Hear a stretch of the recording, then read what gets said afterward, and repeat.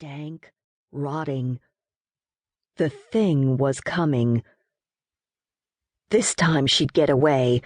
This time she'd outrun the devil.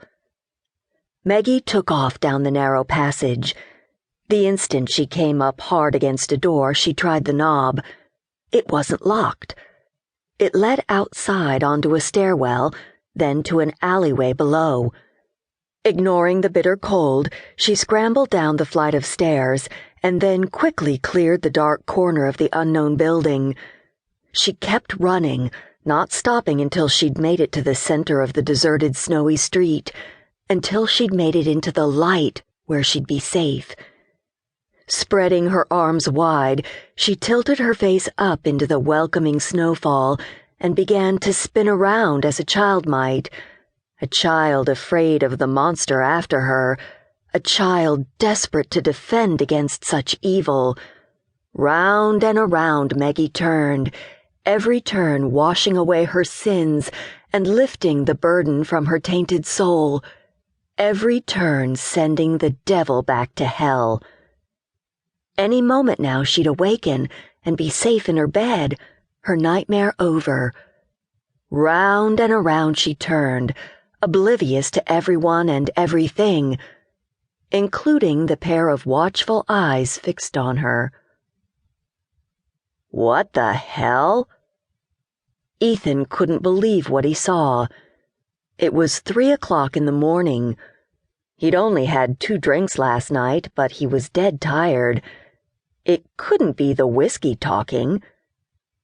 He needed a smoke. The familiar task of rolling the tobacco and licking the paper to seal it didn't help. The womanly essence of his mistress Samantha still lingered on his fingers.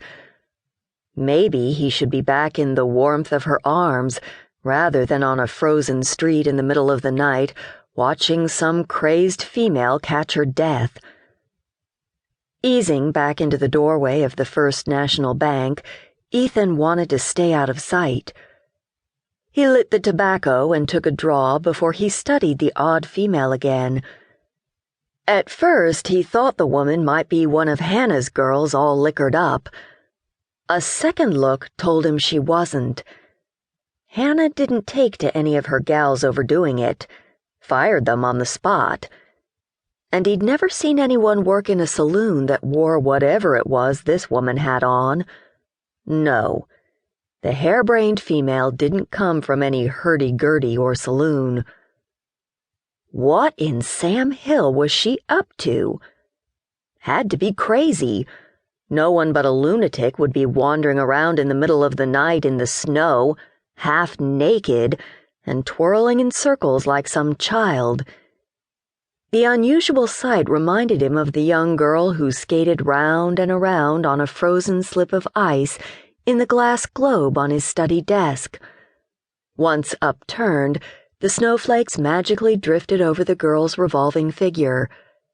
A day hadn't gone by when he didn't overturn the familiar miniature and bring life to the winter scene.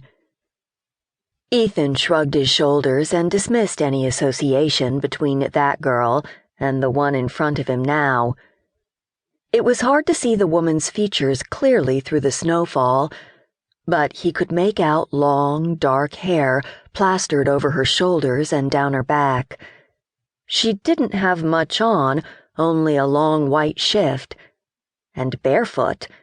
No shoes or boots in all this snow.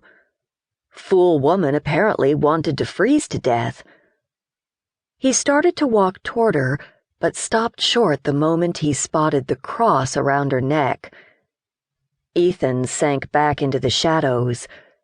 The cross swung out each time she turned another circle. Figures, he thought. Only crazy people believe in God. Gunfire from somewhere down Blake Street drew Ethan's attention. Until the shots rang out, it hadn't occurred to him how unusually quiet it was. After a last draw of his smoke, he tossed the butt on the ground and pushed away from the doorway, intent on getting the woman out of the cold. But she'd disappeared. Vanished? Not a sight.